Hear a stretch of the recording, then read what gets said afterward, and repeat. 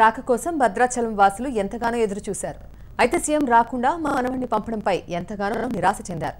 రాముని కళ్యాణంలో సీఎం కేసీఆర్ మనవడి హంగామాపై భక్తులు నిరసన తెలుపుతున్నారు. ఆనవాయితీగా వస్తున్న సాంప్రదాయాలకు విరుద్ధంగా ప్రభుత్వంలో సంబంధం లేని వారికి ప్రాధాన్యత కల్పించడంపై భక్తుల మనోభావాలను మరిన్ని వివరాలు భద్రాచలం నుంచి మా ప్రతినిధి నాగేంద్ర అందిస్తారు. ఓట్యూ నాగేంద్ర. కొద్దిసేపటి క్రితం భద్రాచలం మిథిలా స్టేడియంలో జరిగిన సీతారాముల కళ్యాణానికి ముఖ్యమంత్రి కేసీఆర్ గైర్హాజరై ఆయన బదులుగా ఆయన మనవడు స్వామివారికి పట్టువస్త్రాలు సమర్పించడం, మండపం వద్ద హడావుడి చేయడం, భారీ కాన్వాయ్తో రావడం వంటి అంశాలు భక్తుల నుంచి విమర్శలు వ్యక్తమవుతున్నాయి. కేసీఆర్ మనవడు ఈరోజు భద్రాచలం సీతారాముల కళ్యాణానికి హాజరై అక్కడ పట్టువస్త్రాలు సమర్పించడంపై సామాన్య భక్తులు తీవ్ర ఆగ్రహావేశాలు వ్యక్తం చేస్తున్నారు. మనతో కొంతమంది ఉన్నారు, వారితో మాట్లాడదాం. చెప్పండి, ఈరోజు సీఎం మనవడు ఇక్కడ పట్టువస్త్రాలు సమర్పించడాన్ని మీరు ఎలా భావిస్తున్నారు? ఇప్పుడు రాజరికం కేసీఆర్ ఇచ్చిన కాపుదల మనవాడికైతే రాజరికం ఇవ్వలేదు. ఆయన మనవడు ఆయనకు బదులుగా వచ్చి పట్టువస్త్రాలు సమర్పిస్తానని చెప్పేసి వీళ్ళు ఒక రాజరిక పాలన తీసుకొచ్చి, అంటే భక్తులకు కాకుండా వాళ్ళ కుటుంబానికి తీసుకుపోయి పెట్టినట్టు. ఇప్పుడు సామాన్య భక్తులు ఎక్కడి నుంచి వచ్చినాం, చాలా సుదూర ప్రాంతాల నుంచి వచ్చినాం, కానీ మాకు ఎక్కడో దేవుని ఎక్కడో ఇస్తాడు. కానీ వాళ్ళ మనవానికి ఏ అధికారం ఉందని తీసుకుపోయి అక్కడికి కేవలం ముఖ్యమంత్రి మనవడు. వాళ్ళ ఇంట్లోనే మనవడు కావచ్చు, కానీ ఆయనకైనా ఓటేసినామా లేకపోతే ఆయనకు నా ప్రజాప్రతినిధి ఆయనకి ఏ పదవి ఉన్నదని తీసుకుపోయింది. అసలు చిన్న పిల్లాడిని తీసుకుపోయి మొత్తం ఇది అంటే చాలా గొప్ప వ్యక్తులకు తీసుకుపోయి కేసీఆర్ మనవడు అని చెప్తున్నారు. ఇది చాలా దుర్మార్గపు పాలన. అంటే కేసీఆర్ యొక్క నిరంకుశిత పాలనకి ఇది నిదర్శనం.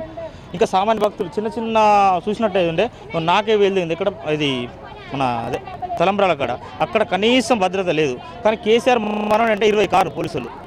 ఇది ఎంతవరకు అంటే ఇది సామాన్య భక్తులకు అయితే ఇది చాలా అన్యాయం జరిగింది. అంతా బీజేపీ అధికార ప్రతినిధి శారద గారు ఉన్నారు. చెప్పండి, మేము దీన్ని ఎలా భావిస్తారు? ఈరోజు జరిగిన ముఖ్యమంత్రి మనవడి హడావుడిపై మీ పార్టీ నుంచి ఎలా భావిస్తారు? ఇది ఒక కుటుంబ పాలన అని మరొక్కసారి రుజువైనట్టుగా ఉంది. మరి ఒక కేసీఆర్ గారు మనవడు వచ్చినప్పుడు వెనకాల 20 కార్లు రావడం, అధికార యంత్రాంగం అంతా కూడా వారిని మన ఒక ముఖ్యమంత్రి గారితో సమానంగా చూసుకొని గుడిలోకి తీసుకెళ్ళడం, గుడిలో నుంచి తీసుకురావడం, అధికార గణం అంతా కూడా చుట్టూ ఉండడం. మరి అదేవిధంగా అక్కడ కళ్యాణ మండపంలో మరి తనని పిలిచి మళ్ళీ కూడా వస్త్రాలు అవన్నీ ఇప్పించడం, ఇవన్నీ చూస్తే కేసీఆర్ గారు అందరికీ వారి ఫ్యామిలీలో ఎవరు వచ్చినా సరే వారిగానే భావించమంటారా, లేకపోతే కుటుంబ పాలనని మేము చేస్తున్నాం కాబట్టి ఎవ్వరూ రాకపోయినా సరే మా మనవడు వచ్చినా సరే మీరు అన్ని రకాలుగా ముఖ్యమంత్రికి చేయాల్సిన సేవలన్నీ చేయమంటారా? ఇది చాలా అన్యాయం. దేవాదాయ శాఖ కూడా మొత్తం అందరూ కూడా అబ్బాయి చుట్టూ ఉండడం అనేది చాలా మరి చూడడానికే చాలా బాధగా ఉంది. అసలు ఉన్న ప్రభుత్వ అధికారులందరూ ఒక పిల్లాడికి చేయడానికి వచ్చారు. ఆ ప్రభుత్వ అధికారులు ఎందువల్ల ఈ రకంగా పిల్లాడిని మాత్రం ఆ అబ్బాయి ఒక 15-16 ఏళ్ల అబ్బాయిని ముఖ్యమంత్రిగా భావిస్తూ అనేక రకాల సదుపాయాలు అనేక రకాల మర్యాదలు చేయడం మాత్రం ఇదేమీ బాలేదు. దీని మీద ఎలా భావిస్తారు? సీఎం మనవడు ఈరోజు రావడం, రాముడు కలియుగ అవతార పురుషుడండి. ఆయనకి పదవిలో ఉన్న వాళ్ళు దంపతులు వచ్చి వట్టు వస్త్రాలు ఇవ్వడం ఆనవాయితీ. మేము మా చిన్నప్పటి నుంచి చూస్తున్నాము. ఇప్పుడు ఆనవాయి మారింది, బాగుండలేదండి. ఇది మాకు చెప్పుకోవడానికి చూడడానికి కూడా.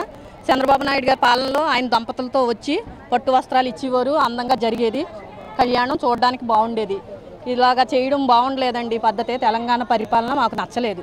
ముఖ్యమంత్రి హోదాలో కేసీఆర్ రావాలి, లేకపోతే మంత్రులు రావాలి, కానీ భారీ కాన్వాయ్ తోటి సామాన్య భక్తులకు ఇబ్బంది కలిగే విధంగా అతని మనవడు ఇక్కడ రావడం, అదేవిధంగా కళ్యాణ మండపంలో పట్టువస్త్రాలు సమర్పించడం వంటి అంశాలు కూడా సామాన్య భక్తుల మనోభావాలు దెబ్బతిన్నాయని కూడా వీరంతా చెప్తున్నారు. ఇక మీద ఇటువంటి ఘటన పునరావృతం అయితే హిందుత్వవాదులందరం కలిసి ఉద్యమాలు కూడా చేపడతామని కూడా భద్రాద్రి ప్రజలు చెప్తున్నారు. Vote studio.